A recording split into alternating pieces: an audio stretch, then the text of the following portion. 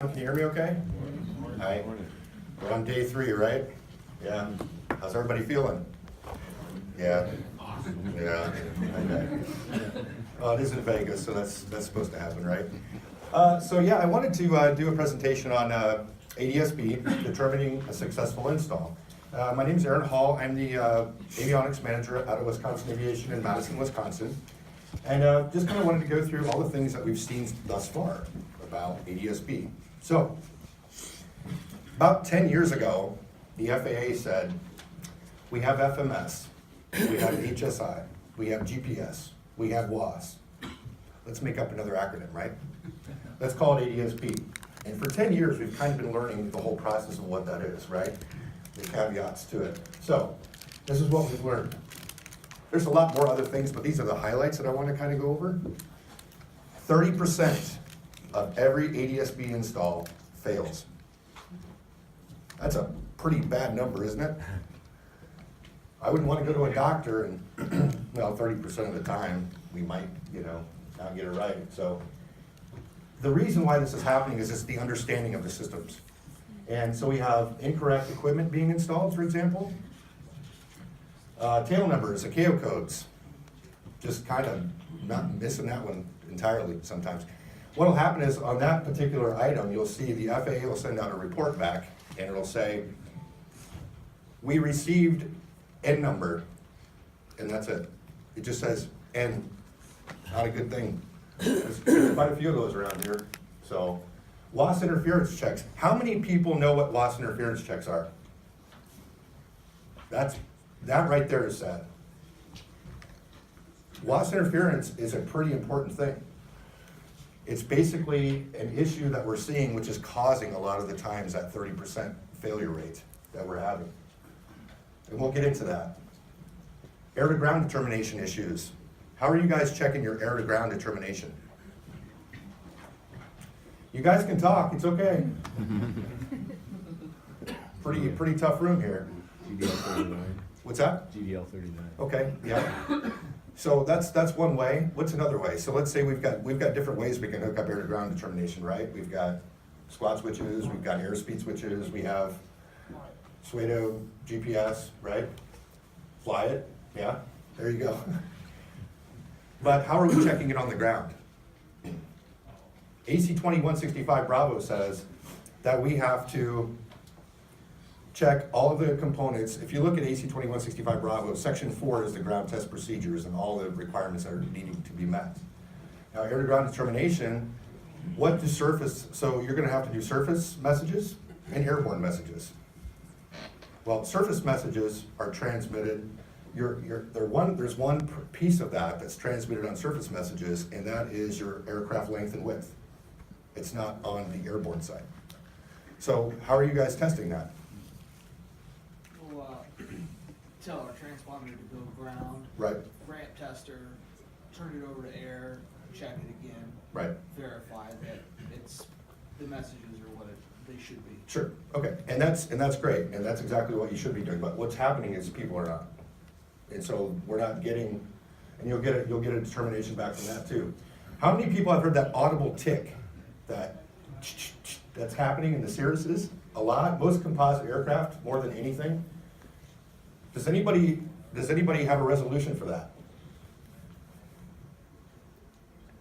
No? Okay, what's that? ELT. ELT is, that can be part of it, that's correct. What else though? Could it be improper antenna bonding?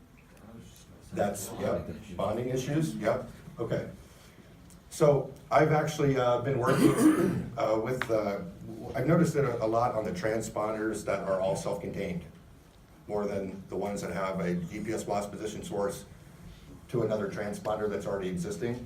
That's typically where we see it because the correlation's all right there. It's so tight that that's causing the tick a lot of times. So it's a process of elimination on that. And then the output for performance of existing transponders, that's a big one. You get an old narco in there, 35 years ago, and you want to put in let's just say a Garmin GL83, for example, right? 978 out, let's just do that. The problem is that people aren't checking the wattage of the transponder that's currently installed to see if it's passing to meet the requirements of 91.227. And that's another reason why things are failing. So, that's that. Any questions so far? All right, so this is basically the guidance here that we have. AC 2165 Bravo is airworthiness approval for automatic dependent surveillance broadcast. Out systems and aircraft. Now, you guys will see these two numbers here, 91.225 and 91.227. Does anybody know what the difference between those two are? Because we correlate back and forth to them all the time. Come on, guys. 227 is the actual performance sign out that you have to comply with, I believe. Okay. 91.225 is the airspace rule and equipment rule. Okay. 91.227 is how the equipment must perform within that in order to meet the compliance of ADSB. Does that make sense? Because you're going to see those a lot throughout my presentation, so I just wanted to clarify that on the front end. So, loss interference, how do we prevent it? What is loss interference? Somebody want to tell me what loss interference is? An example of what it does, what it's happening. Comm transmitters. Comm transmitters, but what's the actual issue that's happening? Who's that? Loss interference right there. This is loss interference right here. Yeah. Check your battery. Yeah, I'll just talk loud, it's fine. So, yeah. Can you describe what you see when you have a loss interference? How do we know? Yeah, I can. So basically what'll happen is on a loss interference issue, you will have, you key the mic, all your GPS drops. That's an example of loss interference. So how do we prevent that on the front end? Before we spend all this time, all these man hours putting an antenna on the airplane and doing this install, how do we determine making that not happen on an aircraft? Distance from the antennas? What's that? Distance away from the antennas. Distance away from the antennas. Do you remember when we had the old storm scopes, right? WX500s, and we had the skin map? Remember that? Yeah. The easiest way I've determined so far is to kind of go that route, right? You take the antenna, obviously we're not gonna have the perfect bonding, right? Because we're not attached to the airframe. But you can find the quietest portion of the aircraft where that 11th harmonic's not at. And usually you can determine where you're gonna put things. Otherwise, you're gonna be taking the antennas off, patching holes and putting things in different spots. So also an ELT antenna, believe it or not. ELT doesn't even have to be on. If the ELT antenna is hooked up, sometimes it'll throw off a WAS problem too.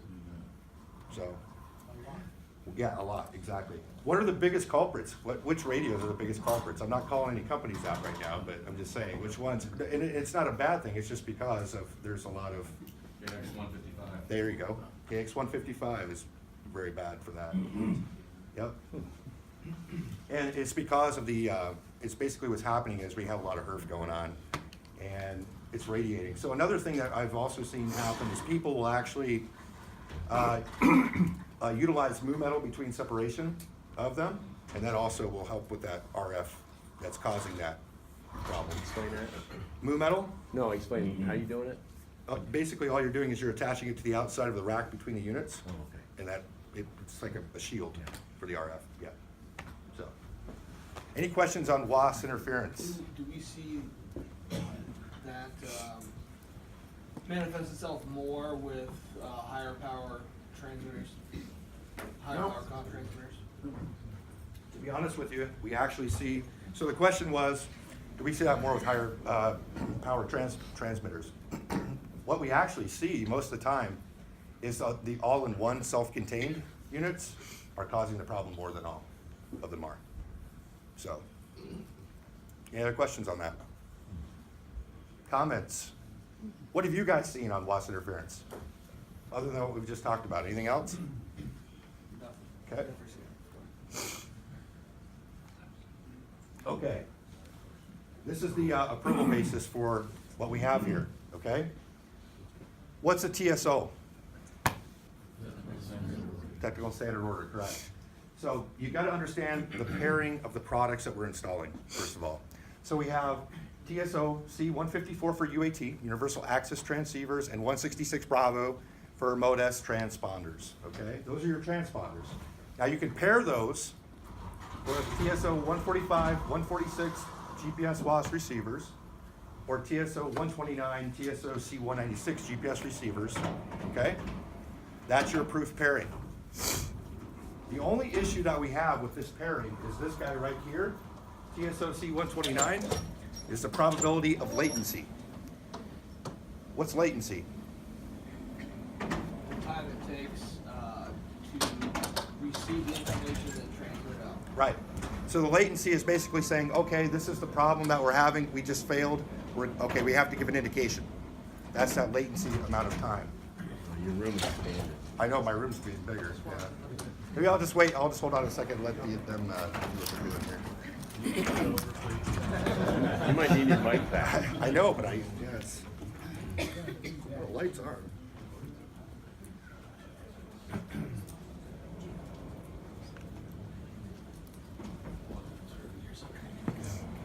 You didn't hit mute, did you? No, it's every time I hit it.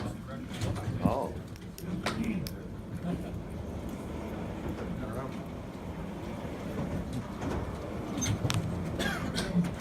Hey, my mic's jacked up, so I'm actually gonna need it now. Unjacked. AEA, tear down wall. Huh?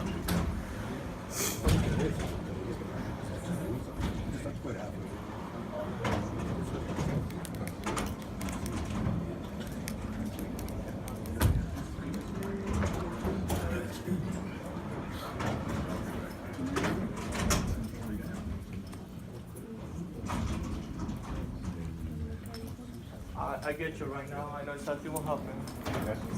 Can we turn it off the projector so I can? No, it's fine. It's fine like that? You don't want it at the center? Well, no, we don't know if we have time for that.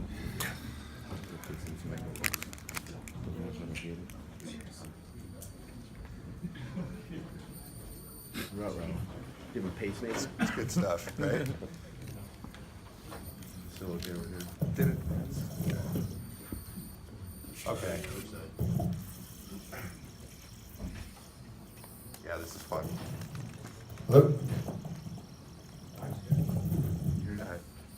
Okay, so back to that piece. So these are the approved pairings that we have, again.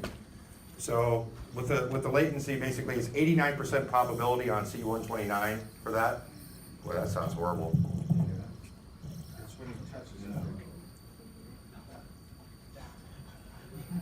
I'm not the only one who can hear that. Oh, I can hear it. Sorry.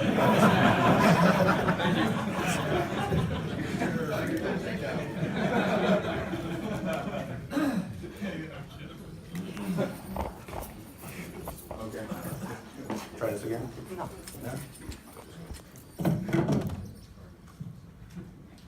What happened is this is on, so mute both the channel. One channel the microphone is muted, so go ahead. That's better. Perfect. Okay. All right, thank you. Yay, good job. All right. So that's how you solve that one. All right. And lost in the clears. Okay, so, now I'm squealing. Okay. Or 154, universal access transceivers, Mode S transponders with any one of these GPS position sources meet the SDA's system design assurance of the product. So you compare these together and the SDA will equal 2. And that's the minimum for 91227 is 2. Okay? Any questions on pairing? No questions on pairing, okay. Environmental qualifications. This is also kind of an important thing to look at too, because RTCA, Radio Technical Commission for Aeronautics, DO-160, then you have the different versions of that. So let's say that the basis is, I think we're at G right now, DO-160G. See, environmental qualifications, there's about 26 different items that are certified within the TSO and the environmental qualifications of that. Here's an example of why you kind of want to look at this. Because if we're going to take this component and we're going to put it in an aircraft, that the DO-160 was only taken to 35,000 feet, and we want to put this in a Lear 45, for example, that has a ceiling of 44, for example, or 45, I don't even know what it is, but let's just say that. You don't want to limit the airframe by the appliance you're installing. So that's also very important that you look at the environmental report saying that it has met it all the way up to that standard. Most of the time they do it to 55,000 feet, but there are times that people have been bitten because the equipment wasn't certified to the correct level, so. Any questions on this? Okay. And then this is all the platforms within the Radio Technical Commission for Aeronautics that we typically use for the equipment that's for example, 178 is software considerations, that SDA thing, that SDA of 2, that means it's level C, for example. And then all the different the caveats to that, including TCAS 2 systems, the hybrid TCAS 2 systems. So this is hardware, software, all the stuff that we have to deal with. How many people have seen one of these? Okay, I like that. Now you're getting involved. Hands go up. All right. So this basically is an airborne 1090 ADS-B report, and there's all kinds of different reports that you can ask for. Okay. This report's basically saying that we did a 1090. So what does that mean we have installed in the airplane? What did it test? MODES transponder, correct.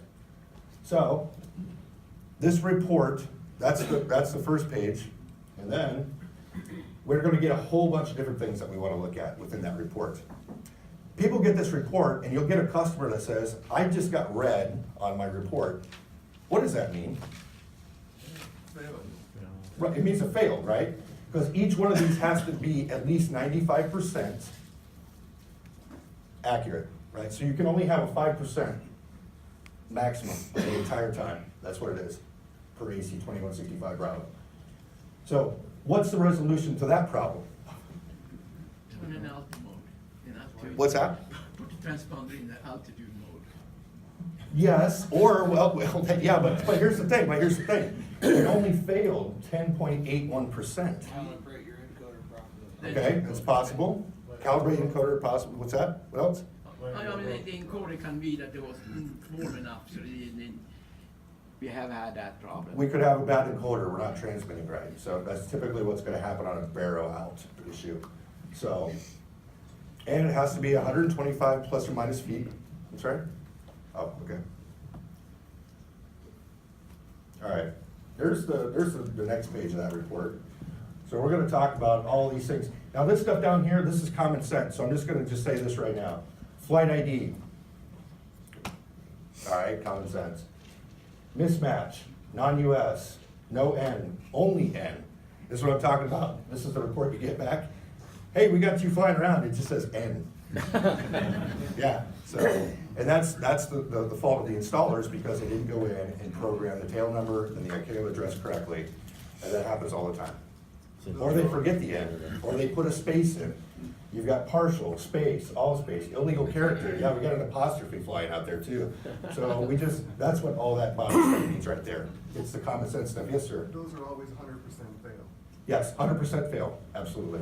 They're either good or, I mean, if you have something there that says 8%, then something else is going on. So, yeah, pilots changing stuff in flight, I don't know. So, all right, so we're gonna go to all the top ones here, because those are the important ones. Navigation integrity category, or the NIC. We have all these terms, I call them like NIC, NAC, paddywhack, I mean, there's so many different terms out there. But the NIC parameter specifies the position integrity of the containment radius. What does the containment radius mean? The likelihood that the aircraft is within so many feet of where it says it's supposed to be, and the likelihood that it's not. The likelihood that it is the NIC. The SIL is the not. So I was gonna get into that later, but yeah. So basically, the minimum NIC value needs to be 0.2 nautical miles or 7. So when you pull in your report, it needs to say at least a minimum of 7, which is 0.2 nautical miles. And that's defined by 91.225, all right? Now, with that being said, basically what he basically said was the containment radius is that it's like a circle up in the sky, right? This is where we're at, this is where we have to lay within, okay? This is basically saying that we meet the specifications that we are within that parameter, okay? Now, that NIC value, most of the time, is 10. 8, 9, 10, which could be less than 75 meters. So the higher the number, the better the containment radius is, as far as performance is. Does that make sense? It's like a big circle in the sky, and you're inside of it. That's what it is. NACP, navigation accuracy category position. Well, this is basically saying your latitude, longitude, H-FUM, B-FUM, all of that information is right there, okay? That one needs to be 99.9% accurate. So loss interference, so if you see this one come back, right? Hey, we have 8% or 11% on our report from the FAA that says red, NACP. What could probably be the problem with that? Loss interference. The guy's out there, he's talking to ATC, well, he keeps losing his GPS, it comes back, he loses his GPS, it comes back. That's why you would get a percentage on that. And that needs to be a minimum of 8.05 nautical miles for 91-227. Any questions on NACP? Yes, sir. Actually, between NIC and NAC, is the NIC truly just a radius for circular 2D, or is it a spherical containment? Spherical containment. So it's, okay, it's Yep. 3D. Yep. And these are your NACP values for AC 2165 Bravo. Most of the time, NACP usually runs at right around 10, most of the time. Less than 10 meters. NACV, navigation accuracy category velocity. Well, you want at least a minimum of 1, because 0 does absolutely nothing for the ADSB systems. Basically, it's the vertical rate of accuracy, and that needs to be a minimum of 1 for 91-227. And those are the values for that. 1, 2, 3, and 4, all the greens are good. 0 is, you know, not playing right with the ADSB system. So, SIL, your source integrity level, which we were talking about with the NIC. That's basically the probability that the NIC's right. So the NIC and the SIL, they just talk to each other all the time, basically. Okay, yeah, you're good, and I'm monitoring you to make sure that you're not gonna fall without the containment radius. So, any questions on, yes, sir? What did Nick stand for again? Navigation integrity category. Yes. Any questions? Moving right along. And these are the values for that. The NIC needs to be 3, by the way. SDA, System Design Assurance. So the SDA basically, 1309, you guys familiar with AC 1309, so 23, 1309, 25, 1309, the different parts. 1309 is the System Safety Assessment, Functional Hazard Assessment portions of that.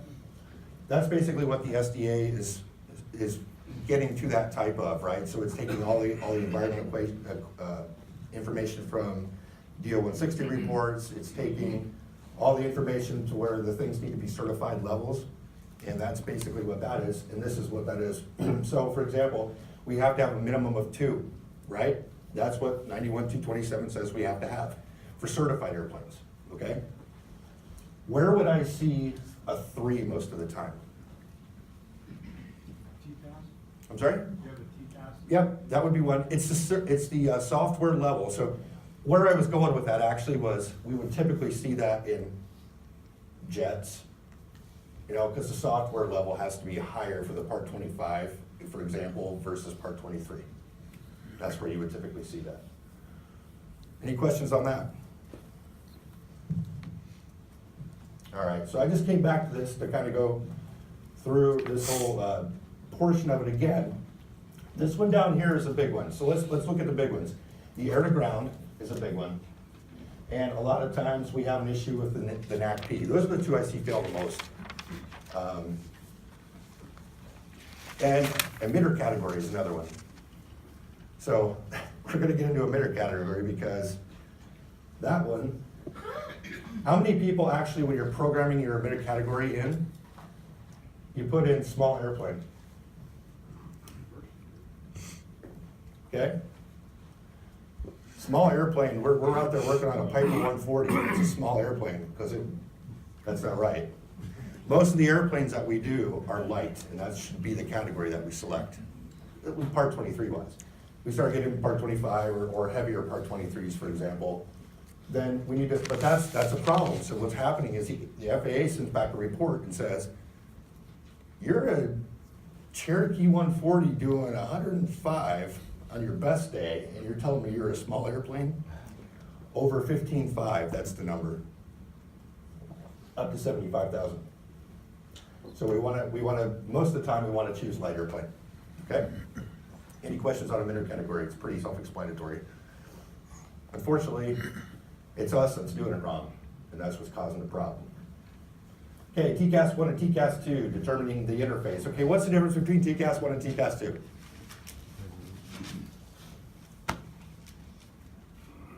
Come on, guys. Nobody knows the difference between TCAS 1 and TCAS 2 in this room? TCAS 2 allows you to have guidance after you get the alert. Correct. And also, what does it do? It also provides resolution advisories to where TCAS 1 only has TAs. Okay? So, that being said, it's a whole different level when you start getting into TCAS 2. There's a lot of Part 23, there's Part 25 also, that use TCAS 1. The TCAS 1, what'll happen, let's just give an example of how we would do that. We're taking the information in, right, from the TCAS 1 source. Let's say we got a 497 out there, you know, Skywatch 497, we've all seen them. And we're gonna put in, I don't know, let's put in a GTX 345, okay? In order to do that, we have to take the 429 information, or whichever output you're gonna utilize from that source, into the transponder first, so it can do a correlation. Because what's happening is the system is actively still interrogating the traffic out there. So we also know that TCAS is not as accurate as ADS-B traffic, because it doesn't have that correlate, still sending information out, right? To where we're getting everything really, really close on ADS-B. So the reason why that is because if we don't do that, we're gonna have this airplane that we're interrogating actively, plus an ADS-B one that they're picking up from a ground station, and then we'd have two aircraft sitting right there. So it correlates those two guys together and puts one image on the screen. That's why we do that. That make sense? Yeah. Okay, FAA memorandum. That came out, what, about 2 years ago? That confused everybody, including myself. So I know Alex Rodriguez pretty well, and I basically said, all right, guys, what's the problem here? I said, we're all confused. What's the biggest questions you're getting, you know? And these were the three right here. Can I install an STC approved system in a Part 23 for a Part 23 aircraft, okay? And a Part 25, 27, or 29? That's a question. Feel free to chime in. Depends on all the software levels. What's that? Depends on all the software levels. Right. It's not approval process. Sure. Back to those altitude restrictions and environmental.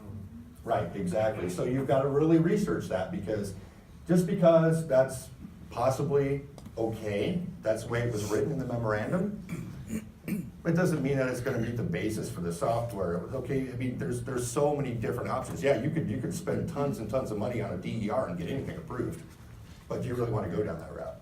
You know, so that's the one thing that I wanted to bring up. Can I install an STC approved Part 23 Class 1 and 2 and a Class 3 aircraft? What's a Class 3 aircraft? Part 23 world. That's 4. Class 4. What's 3? It's, Over 6,000 pounds. what's that? Over 6,000 pounds. 65, yeah, 6,500 pounds, anything over 6,500 pounds. So why, the reason I'm asking this question is because, yes, it's approved for Part 23, because we don't have to do AMLs anymore. According to this memorandum, we can just do it in one aircraft and utilize that data as supporting documentation. So we used to have all these AMLs, you know, Part 23, for example, for like 450 airframes that were part of the approved model list. You don't have to do that anymore. But however, there's something else you have to do here, and why is that? in a Class 3 aircraft. You're gonna use the supporting documentation that's been approved for Part 23, but there's something else you're probably gonna have to do on a Class 3 airplane. Not all, but most. Come on, guys. Everybody's just snoozing today, man. You're probably gonna have to put it's a pressurized airplane most of the time. So what are you gonna have to do? Damage tolerance. Well, you're gonna have to get a DER approval probably to put an antenna on top of the airplane. You have to, puncture the pressure vessel. So yes, you can use all the supporting data, but you're also gonna have to get an 8110 for the antenna installation, the GPS WAS antenna, typically. And the next one is, do I have to perform an FAA certification flight test on an aircraft not listed on the MLSTC? No, because you can do a ground test and see it work, Okay, so long as you get all the correct data. so he says no, okay, that's correct, actually. So what that means is, once you've shown the initial pairing for ADSB, we've got this transponder with this GPS WAS position source, you have proven that pairing. It only has to be flown one time, and that's done by the person that's establishing the STC, right, for example. Once that pairing's proven, you never have to prove it again for that. So, I actually think, even with the delays, what time is it right now? 9. Okay, well, we're actually gonna be early, because, questions? We're right through that one, yes, sir. We're used to seeing red and blue. What's yellow? Red, blue, and yellow? Yeah. I usually just see red, somebody wanna show me a report with that? Because I haven't seen it, I'm sorry. Yeah, I haven't seen that, I apologize, I yeah, don't know what it is. okay. Maybe it's close to the limit? There's an AC out there that lists how to interpret that documentation, and unfortunately, I don't have that Okay. AC memorized, but it's like 70 pages. Just like every document, yeah. How to, like, what does this mean, and how to interpret that. Okay, yeah, I haven't seen that yet, because most of the time when you get it, it's just red. I mean, so. Somebody else have a, yes, sir? In the back. Question, does the FAA, the approved pairing list that's on the FAA's website? Uh-huh. I think last time it was updated was in February, but is that a good source for going and looking at the pairings? If you have the right transponder and position source, if it's on that list, then other than going through these verifications, you're good to go. Absolutely, Okay. yep, because they're also looking, obviously the ACO, all the ACOs are keeping all that information retained, and then they're putting it into that, so they're keeping that database up to date. The question was, in case you didn't hear, was there's a report that you can see on the FAA where it says the established pairings, it shows what's been approved, and that's what he was asking, is that a good model basis? And then, yes, it is. So, sir? So I just wonder, are people having success of pairing a C-129 non-WAS GPS with a NIC and NAC test? You know, it's hard to say. I'm just saying what, I have personally not had to deal with the 129, honestly. I'm just saying that the probability that they have proven is at 89% accuracy of the latency. So that's why there's so it's not that it won't pass, it's that you have to continue doing more latency testing versus if it's done on a different platform. Yeah. Yes, sir. Back on your fall to the barrel altitude, Mm-hmm. we've seen that a couple of times. We've flown the flight and it goes away. Yeah. It's like the feds aren't picking up what Yep. they're supposed to pick up. So usually, this is what I usually say. If you get a report back and it's something really, really minor, like just at that threshold of like 6% or 7%, I usually tell them, go fly it again and pull another report. But here's the problem. I was getting a whole bunch of reports. Do you remember, like, we had about a month ago, we had just about 2 days left before we could get that rebate check, right? So everybody's trying to fly and everybody's calling, hey, I've got a problem. I've got 6%, I've got 8% or something, something like that's happening. And I usually say, go fly it again and see what happens, because they could have been in a turn, and that, a sharp turn or something like that, that could also cause your NP to go down because you're getting shadowing on your antenna, for example. So it's possible. There's different evaluations on that, but Any other questions? I got a question. Yes, sir. Okay, so you've done the installation per the AML, the Mhm. STC, it's either a certified standalone or certified paired. You've done everything by the book.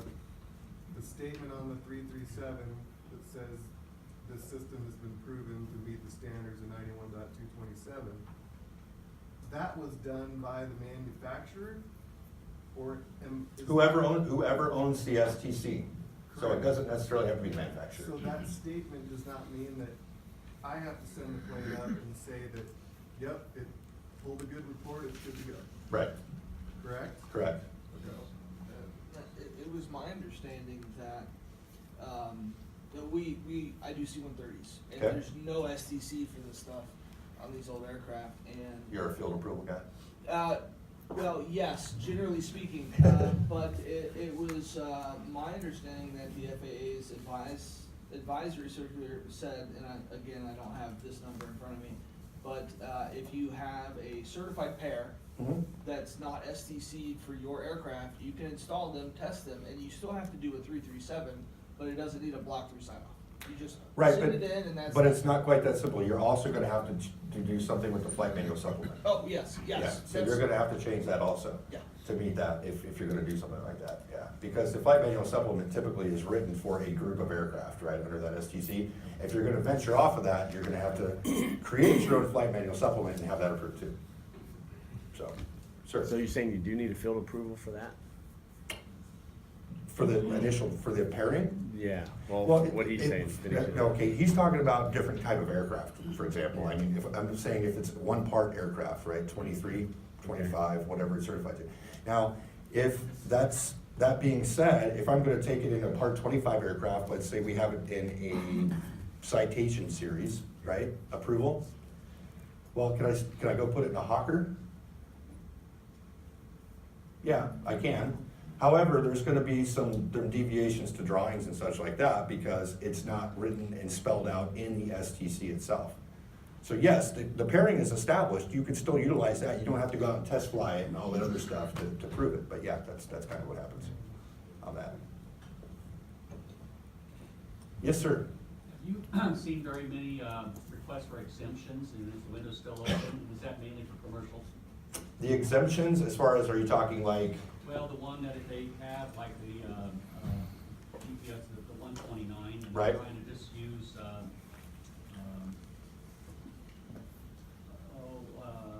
rain right? for their precision accuracy, and they make sure they're within the window, and so they're applying for the exemption until they can upgrade to a WAS GPS.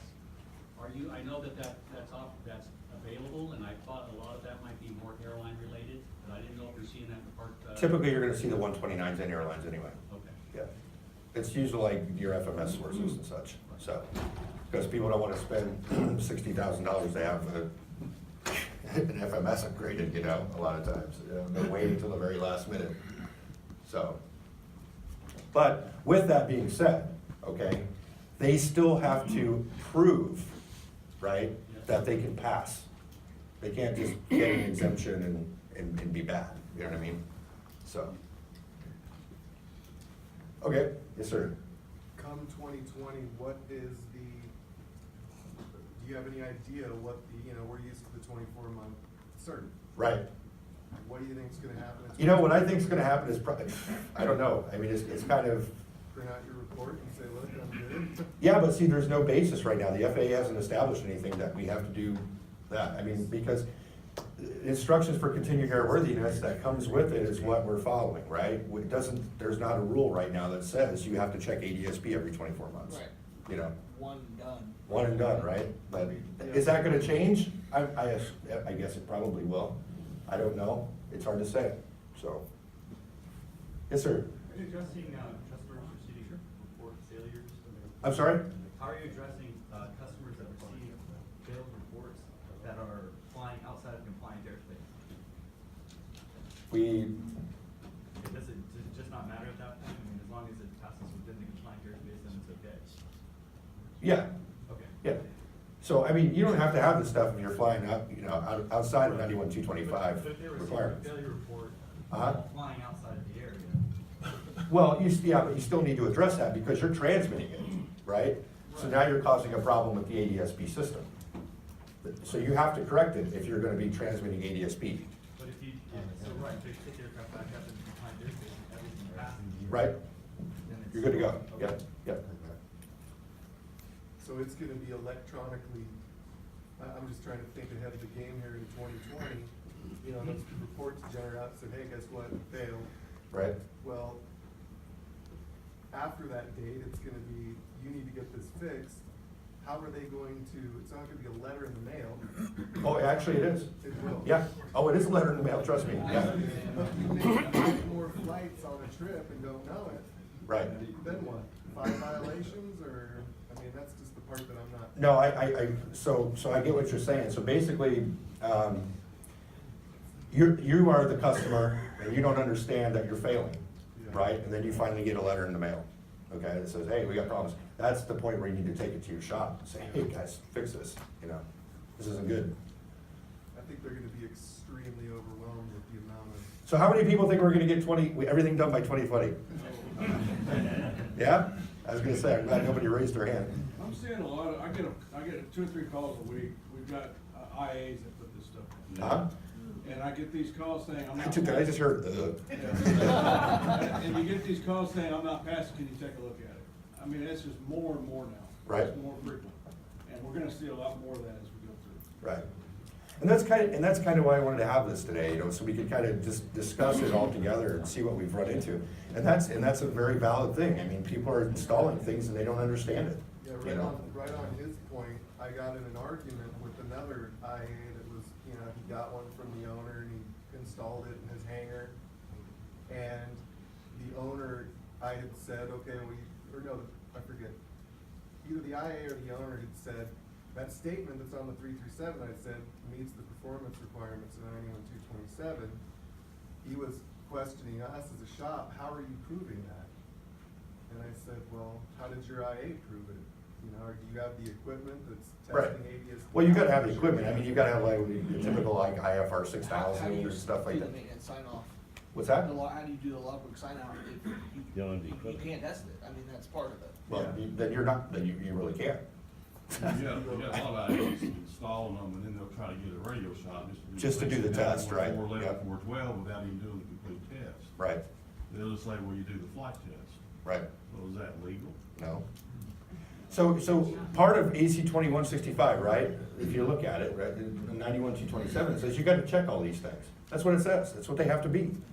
How can you sign something off saying that you've checked everything if you haven't? You know? It's like, You yeah, gotta it's- sign it before you fly it. Right. So you're making a statement prior to. right. That's what they're doing, they're flying it and then saying, well, it meets everything. It meets everything, yeah, well, you can't do that because, like I said, in section 4 of AC 2165 Bravo, that tells you your ground test procedure, that's what you have to do, that's what you have to pass, okay? These are all the different parameters, they have to be the minimum to equal 91227, right? That's what we got? So unless an IA. People aren't doing it. Got the equipment to do it. Right. He's legally can't sign that off. Yeah, well, I wouldn't, I mean, Unless If- the radio shop comes and does all. yeah, if the radio shop comes and says, okay, here's our IFR 6000, we'll do we'll check everything here, everything looks good, you know? Yeah, so here's another scenario of that. We were using a mobile repair station to do our certs Okay. after installation. Yep. He had the equipment to test the ADSB out, but all he could provide us, because there's no regulation, is a 413 sign off. But he could tell us, hey, yeah, your ADSB works great. Right. But I don't have any sign off to give you that says your ADSB is functioning. So that was where another argument came in, is, you know, he could tell us and we could say, okay, good, we're good to sign it off. 'Cause we You know saw what I it. would have done, I would have said, I want to witness it. Well, yeah, that's what we do, he does it in our shop. Yeah, but if you're seeing that, then why wouldn't you be able to sign it off? Well, no, we can't. Oh, okay. What I'm saying is that, as a repair station, should not provide us an entry other than a standard 432. Right. Because he didn't have anything in his repair station manual that said how he's signing off of ADSB, because there's nothing from the feds yet on how it's being tested. Well, we can send it to the. Yeah. Yeah. Yes. So, when we do our ADSB certs, we've created a document that is identical to the Fed's requirements. Right. That we sign our name to, hand it into quality, and they go, okay. You know, That goes into the logbook. Yeah, And you guys actually have an IFR, anybody, how many people have an IFR 6000 out there? Yeah, okay, look at all those hands. Do you know you can actually print from those? Just print the report out. Yeah. Well, once you pay for the as long as you pay for the mod, yeah. but- $5,000. Yeah. $5,000. Yes, sir. I'm not sure if I heard everything on the 413 discussion. I mean, that part hasn't changed. There's No. still 91,411. 91,411, 413 is still, So, if, and you're testing the transponder, not necessarily the ADSB component. correct. Explicitly not that, if you're doing 413 test. Yeah, when you sign it off of when you're signing off of 411, right, we're doing the correlation, we're doing all that, altimeters, everything, right? For the 413 is the transponder check, right? Right. That has nothing to do with ADSB. All we're checking is the performance output of the transponder in the 413. That's what we're doing.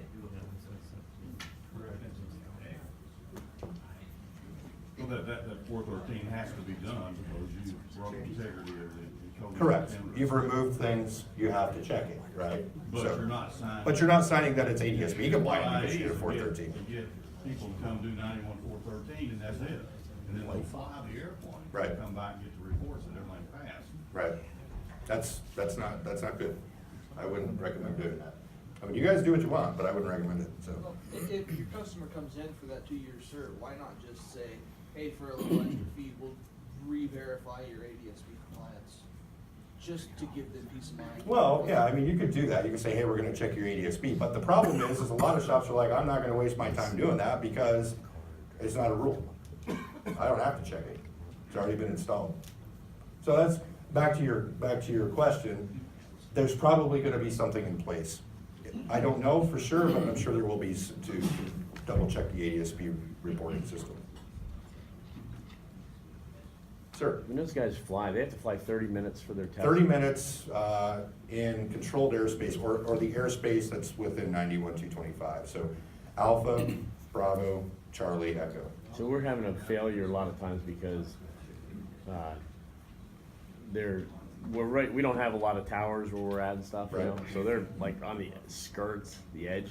Have you ever just like taken it up to Class Echo above 10,000 feet, flew for 30 minutes because you're going to have a lot more line of sight up there? Yeah, I usually let the customers do that. Okay. Well, unless you're flying like a 152, and it may take you about 30 minutes to get to 10,000. But, yes, sir. Have you ever seen some of the ATCs not receive ADSB and then maybe 3 or 4 other ones will work perfect and then you get back in that area and not work again? Yeah, that's the thing with ATC. Has anybody actually gone into ATC and seen what they're seeing on ADSB? I did a while back, and they were even confused. Yeah, they're confused too, yeah. So that's not a bad thing, but it's like, I have never been given the opportunity to go sit inside a control tower for a minute and just say, what are you guys seeing up here? You know? Phoenix Tracon didn't have a clue. Okay. I got, one of my friends works, he's a controller. Yep. And he says that the system is not up just yet where they can see Okay. ADSB. So he says a lot of towers they're broadcasting it, but they don't actually see the end coming back towards them. So they just I gotcha. broadcast out. So Okay. they can't see if you're broadcasting ADSB, you gotta do the report. How many, yeah, here's another thing too. How many people use FlightAware on their phones?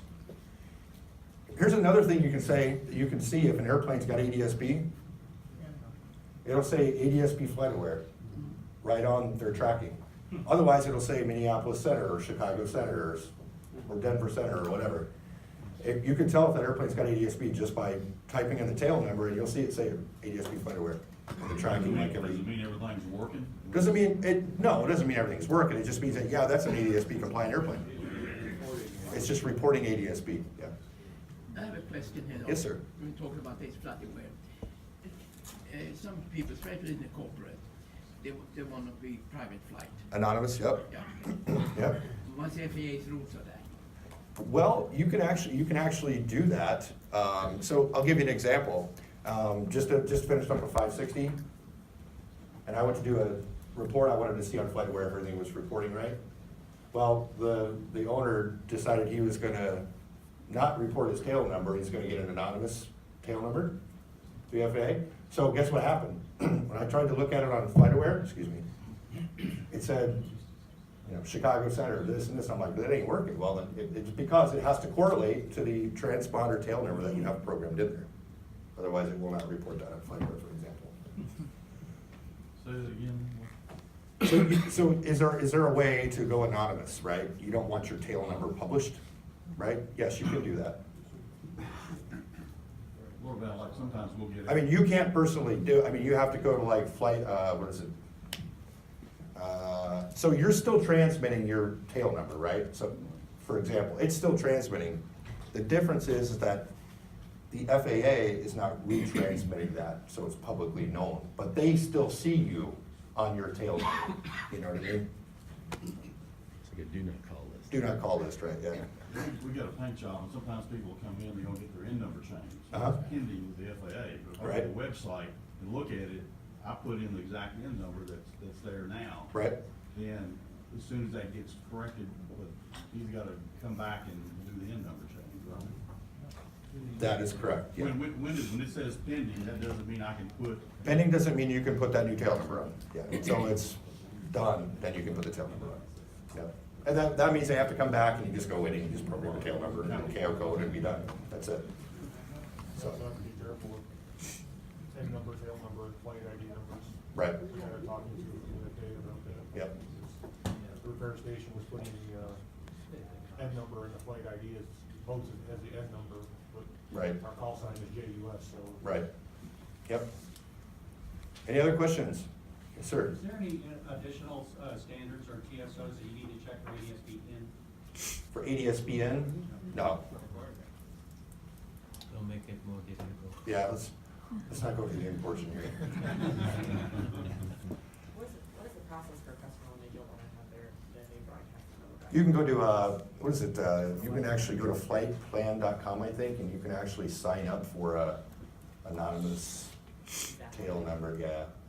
I can't, you know what, get with me after this and I'll show you, I actually have it on my phone, I'll show you what it is where you can do that, so. All right, well, appreciate everybody coming out, thank you, enjoy the rest of AEA. All right.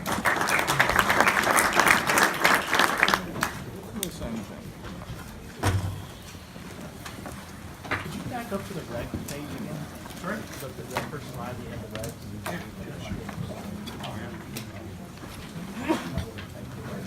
I don't stamp what they do, so yeah. Yeah.